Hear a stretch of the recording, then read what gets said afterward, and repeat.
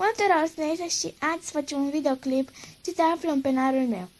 Da, acesta e penarul meu și este în stil curcubeu cu floricele și îmi place foarte mult că se deschide foarte ușor și da, de asta îmi place foarte mult.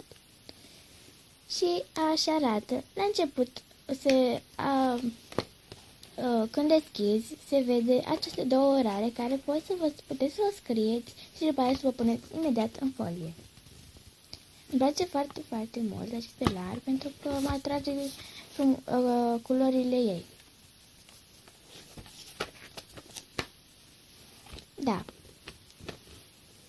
La început mi-am pus vreo 8 culori de carioci și da, am roșu, galben, portocaliu, verde, roz, mov și, bineînțeles, albastru și gri.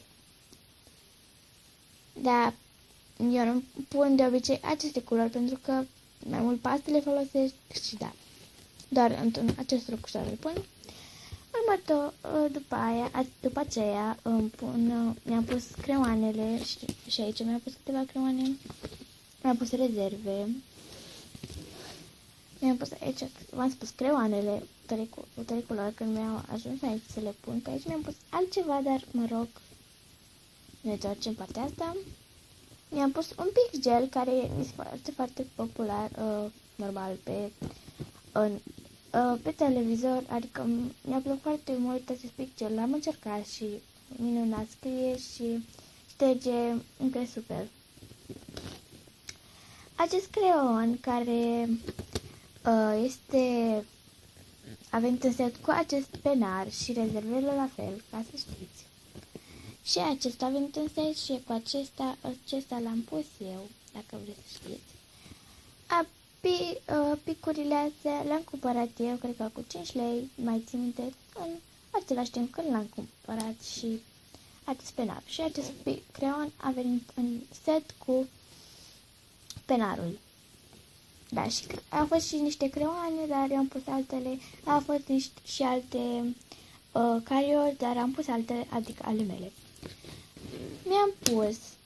Mi-am cumpărat în același timp când mi-am cumpărat și